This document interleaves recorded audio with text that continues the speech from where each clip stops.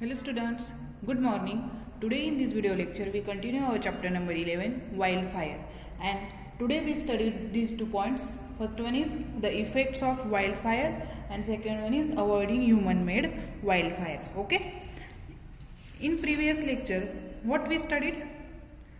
We studied natural disasters and the causes of wildfires, right? आपको याद है क्या स्टडी किया था हमने? नेचुरल डिजास्टर में हमने देखा था वाइल्ड फायर्स के बारे में and the causes of wild Fyers, right? तो आज हम देखेंगे कि वाइल्ड फायर के इफेक्ट्स क्या है, okay? And second one is human made wild fire को कैसे हम अवॉइड कर सकते हैं। अब देखो, हमने देखा था कि फायर कहाँ लगती है? फॉरेस्ट में लगती है, राइट? तो if a forest catches fire, अगर फॉरेस्ट में बहुत ज़्यादा आग लग जाती है तो जो फॉरेस्ट में जो वाइल्ड लाइफ है, जैसे कि एनिमल्स होंगे, कुछ ह्यूमंस होंगे या कुछ प्लांट्स हैं, सब डिस्ट्रॉयड हो जाएंगे, राइट? सब डिस्ट्रॉयड हो जाएगा फॉरेस्ट में जो है वो। Also the people who live in the forest will become homeless, और जो पीपल फॉरेस्ट में रहते हैं उनका वहाँ पर घर रहता है वो होमलेस हो जाएंगे, बिकॉज सब जल के खाक हो जाता है।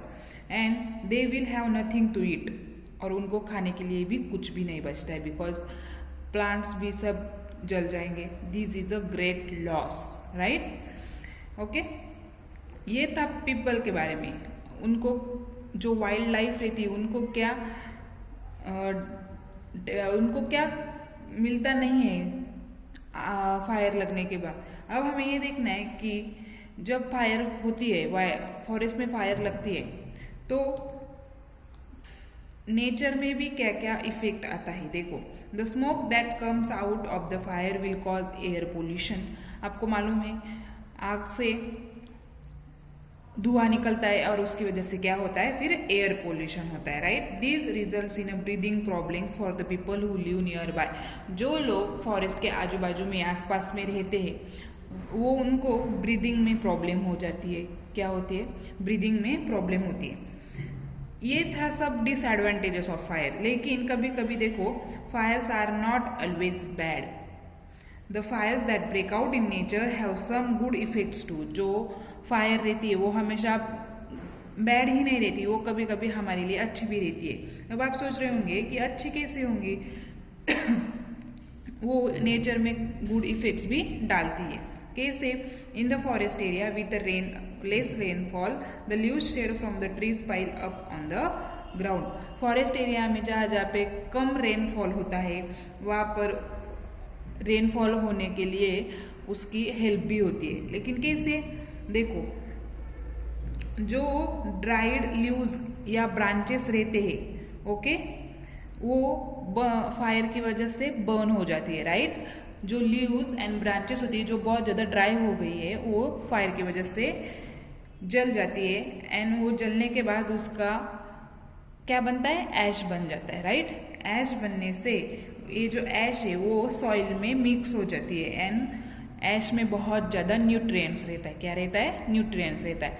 एंड ये ऐश सॉइल में मिक्स हो जाती है, एंड मिक्स होने के बाद सॉइल में ज़्यादा न्यूट्रिएंट्स मिलता है, एंड उसकी हेल्प से, सॉइल की हेल्प से जो प्लांट्स है वो फिर से अच्छी तरह से ग्रोथ होने के लिए हेल्प होती है।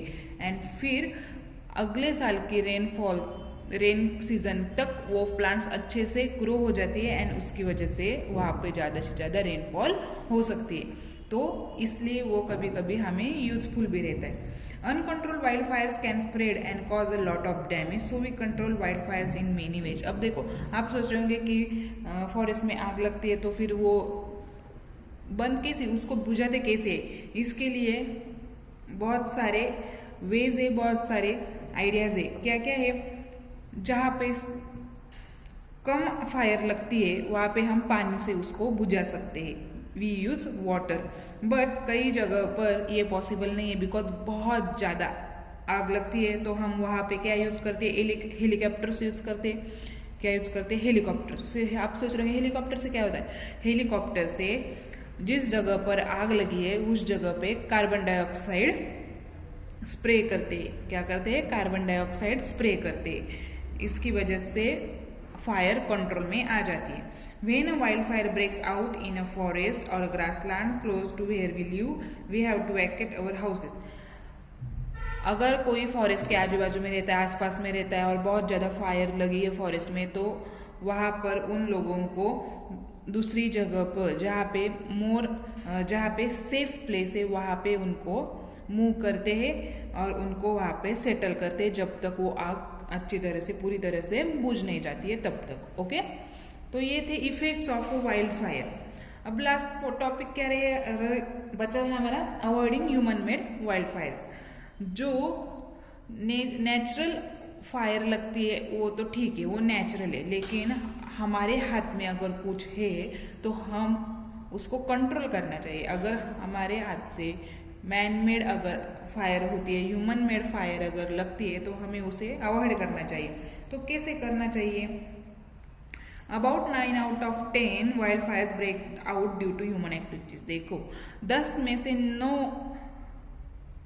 पॉइंट्स ऐसे हैं कि वहां से ह्यूमन एक्टिविटीज की वजह से फायर लगती है। ओके, तो देखो कितना बेजवाबदार बोलते हैं उसको ह्यूमन रहता है। तो उसके लिए हमें क्या करना चाहिए? जो लिविंग थिंग्स को हम हार्म करते हैं तो वो कैसे करेंगे, उसको हम कैसे कंट्रोल करेंगे? क्या करना है? फर्स्ट क्या है? No burning material should be thrown away. जो बर्निंग मटेरियल रहता है वो कहीं पे भी नहीं फेंकना है। Okay, we should put out the fire. वो पूरी फायर बुझने के बाद ही हमें उसको अच्छे से कहीं पर भी डाल देना है। Okay, second, after lightning camp fire we should put it out completely before we leave the place.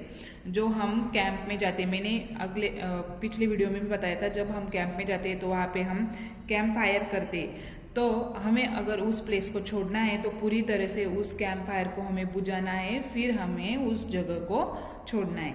And last and third क्या है? While burning waste materials in fields, we should make sure that the fire does not spread to nearby areas। Fields में जो खेती करते तो जो किसान रहते वो उनका क्रॉप्स आ जाने के बाद, वो पूरे सूख जाने के बाद उसमें आग लगाते हैं उसको जलाने के लिए। तो फिर अगर वो फील्ड में हम बर्न करते हैं तो हमें ऐसी केयर करनी चाहिए कि वो जो फायर रहती वो आजू बाजू के एरिया में स्प्रेड नहीं होनी चाहिए।